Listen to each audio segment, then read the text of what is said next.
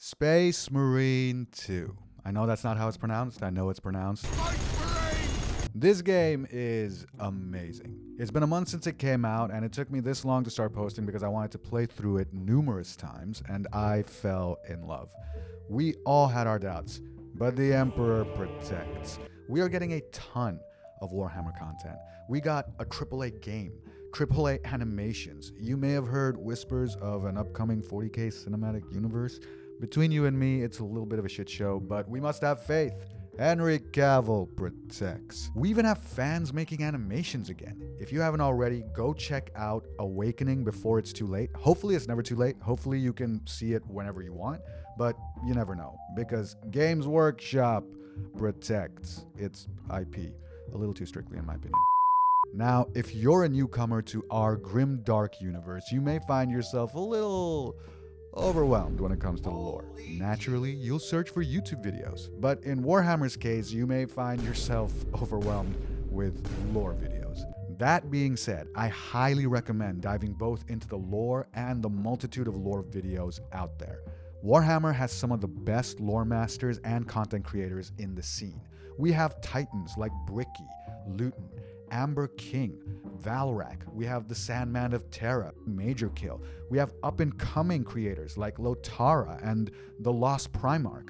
I can't even go to sleep unless lulled by 40K Sir David Attenborough, and the list just goes on. I'm going to leave a bunch of links in the description below to help you start your Warhammer lore journey, but in this video series, I won't be going too in-depth. I'll be going in-depth, but not too in-depth. Instead, I want to act as a guide, pointing you the right direction, answering some burning questions, and helping you navigate your path in the insanity you are about to embrace. Welcome to the Grimdark brothers and sisters. Let's get gaming. Here are 5 things every newcomer should know before playing Space Marine 2. Number 1, Space Marines. Get off my ship, Space Marine! Bet you didn't see that coming. Known by many names throughout the galaxy. Adeptus Astartes, Angels of Death, his angels, Beakies, and of course, Space Marines. Space Marine! Back in the day, humanity had a dude who was the greatest superhuman to ever superhuman.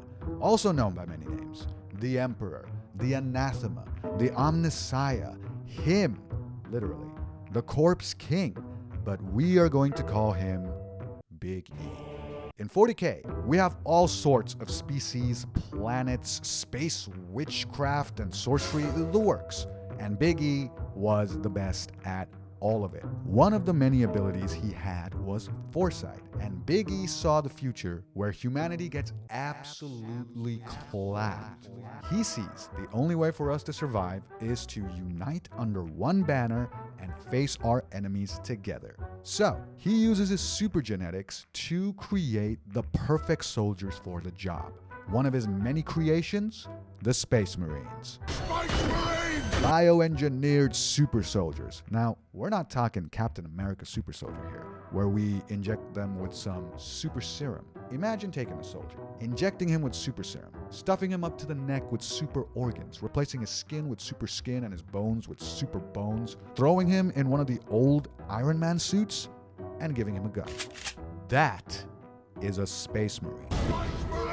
They used to be organized into legions. Each legion had their own war general, the Primarchs, and now they're divided into chapters, but that's a whole other video that I'm going to make. Like and subscribe. Every chapter is unique in its own way. We have loyal chapters, traitor chapters, big chapters, small chapters, chapters at the wazoo. It was meant to be a tabletop war game. We got a lot of chapters, okay? Every chapter has its own origins, homeworld, ships, colors, symbols, beliefs. Some have better war gear than others, so on. We play as the Ultramarines, the big boys in blue, the Uber Smurfs. These guys are the most popular Space Marine chapter. If you Google Space Marine! these guys will show up. They are inspired by the Roman Legion. They are loyal, stoic, and compliant. Just got a load of this guy. The Codex Astartes does not support this action. Shut up! God! Who are you, Leandros? Basically, we are the Emperor's angels, clad in power armor, armed with steel and fire to fight off the enemies of humanity. For in the grim darkness of the far future, there is only war. Get used to that, you're going to be hearing it a lot. Number 2, Tech Priests. That being running off of 3 AAA batteries, Sal. These guys are weird. In the 40k setting, it's been 40,000 years since the birth of Jesus, and humanity is already a multi-planetary species. Humans are scattered all across the galaxy, and everyone is on their own agenda. It's like a cosmic King's Landing before the Iron Throne. Now, as mentioned, Big E pulled a cosmic Aegon and united all the scattered tribes of humanity. One of those tribes was the machine cult of Mars. Now, one of Big E's golden rules was absolutely no religion. See, in 40k, every belief, every prayer, every superstition has cosmic energy that can manifest in horrifying ways. Big E didn't want to fuel these entities any more than we already had. Instead, he wanted us to rely on the strength of humanity itself, not on supernatural powers and belief. However, remember when I said he saw the future and saw us getting clapped? Well, he also saw that in order to avoid the clappage, he needed an army, and every army needs gear. The Tech Priests of Mars, also known as the Cult Mechanicus, worship technology. They pray to what they refer to as the machine spirit. Remember, everything has cosmic energy, even your guns and armor, which is why you'll see characters praying to and blessing their war gear. If you keep the machine spirit of your machines happy, the less likely your gun is to jam or misfire. Tech Priests know how to make some awesome stuff, so Big E was fine with them practicing their beliefs so long as they supplied him with steel and fire. The Tech Priests were totally on board with Big E's plans because they consider him to be the Omnissiah, one of his many names, the physical incarnation of the machine spirit. Big E was literally like, yes, I am him. Now give me 50,000 techs. Tech Priests believe that flesh is weak where metal endures. So you'll see them replacing their weak bioorganic flesh parts with cold hard steel. Just look at this dude. My guy, you have a USB cable plugged into the back of your head. They believe knowledge is sacred, and that's literally all they care about. They don't care about conquest or glory unless knowledge is included in the package. What is fact is truth, and the truth is sacred. So to this end, you'll regularly see, even in the main campaign of the game, Tech Priests get up to some sus activities, all in the pursuit of knowledge. Number 3. Cherubs. But what the hell, boy? Speaking of Tech Priests and their many monstrosities, these are Cherubs. In Space Marine 2, you're going to run into a few. I know what you're thinking. They done took dead babies and turned them into flying cyborgs? The truth is, these are not baby corpses. The truth is still freaky as hell, though. These aren't dead babies. These are bioengineered flesh puppets made to look like babies. The Cult Mechanicus takes a lot of inspiration from old Terra, aka Earth. So you'll see a lot of Gothic motifs, Shakespearean literature, religious symbology, and ideologies. I don't know why in this particular case they chose cherubs specifically, but hey, here we are. Cherubs are made to aid soldiers and officials in a variety of different tasks, right? They can carry ammo to you and rations. They can act as messengers or as representatives and stuff. Like they're kind of like your own personal assistant. They're weird. Like I said, Tech Priests do some weird stuff. Number 4. Tyrannids. That's a bug! That is a bug! We got our very own xenomorphs, guys. A classic sci-fi trope, giant alien bug-like monstrosities.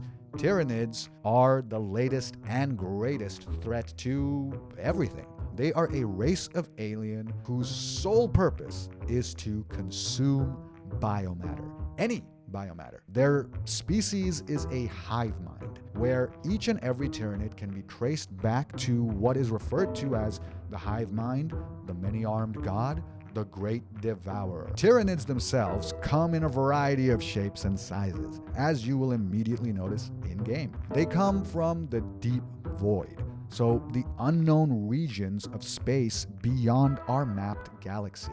The hive mind has a specific hierarchy that follows the classic trope of cut off the head and the body will die. So technically, if someone somehow managed to kill the many-armed god, then every Tyrannid would die, but that's easier said than done. Every time they are defeated, they become stronger. Every time they eat, they become stronger. If you exploit a certain weakness and manage to defeat one somehow, that information is then uploaded into the hive mind, processed, analyzed, and rectified. Whenever they eat another being, they will inherit all of that being's strengths and none of their weaknesses. They are a plague that washes over a planet and leaves them hollow, barren husks. They have no demands, they cannot be reasoned with, they consume biomatter, and process it to make new Tyrannids. They are infamous for producing specialized units designed to fight specific foes that other Tyrannids have lost to in the past, literally creating the perfect soldier for the job. Everything in this picture is a Tyrannid. The enemy has spaceships. Here's a giant Tyrannid in the shape of a spaceship. The guns they're using are Tyrannids. The bullets that the guns are firing, believe it or not, Tyrannids. Here are a few variants you will run into. Hormagaunts, small, aggressive, there's always a shit ton, super annoying. Termagants, like Hormagaunts, but ranged. Warriors, it's all in the name really. Zoanthropes and Neurothropes, psychic Tyrannids. Carnifex, warrior Tyrannid on steroids. Hive Tyrant, a Carnifex on steroids, also with psychic abilities, and the list goes on. Number 5, Chaos. Oh, shit! A demon! Most every sci-fi fantasy IP has a concept of intangible power that can be harnessed, parallel worlds that can be accessed, and extra-dimensional creatures shrouded in mystery. Warhammer is no different. We have our very own parallel dimension comprised of cosmic primordial soup, also known by many names. You're going to see a pattern here. The Immaterium, the Great Ocean, most commonly referred to as the Warp. It's kind of like the Upside Down from Stranger Things in the sense that it's blanketed over reality or real space. It's a place where the laws of space and time have little to no value. It has its uses, such as warp travel, which allows us to travel light years in a fraction of the time. Like enter the warp here, travel like 100 miles, exit the warp there, and you'll have traveled 100,000 miles. Don't quote me on the math.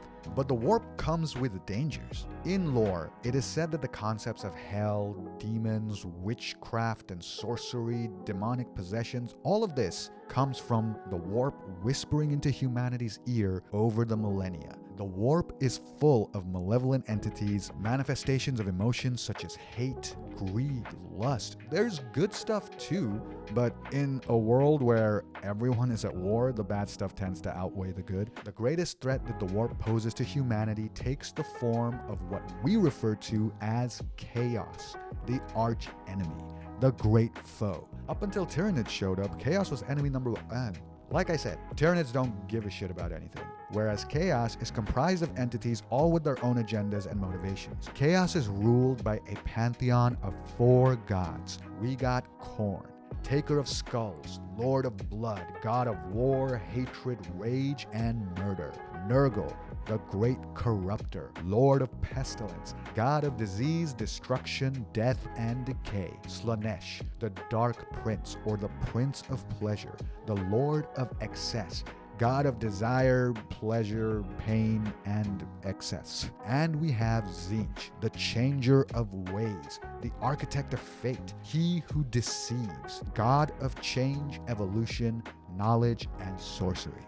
There are more gods in the warp, but none as prominent or as powerful as these four. Not now, Vashtor, I'll get to you later. Every time blood is spilled, no matter whose blood, Khorne gets stronger. Every time something decays or dies, Nurgle gets stronger. Every time people give in to their base desires, their ambitions, their greed, Slaanesh gets stronger. And every time someone plans or schemes the downfall of their enemies, Tzeentch gets stronger. The only being that humanity ever had to offer who would have lasted more than 2 seconds with any one of the four was the Emperor. Literally no one else even came close. Chaos has many sympathizers and worshippers, cults dedicated to the four gods, or as we like to call them, heretics. They have servants from a variety of species and races, obviously excluding the Tyrannids because, as I said, they don't care. In the first Space Marine game, we face the forces of Nemeroth, a Chaos Lord, Space Marine turned traitor who gave in to the whispers of the Warp. He wasn't aligned with any one god, instead he was more so dedicated to the Pantheon as a whole. That's not as common because the Chaos gods hate each other. In Space Marine 2, we fight the Thousand Suns,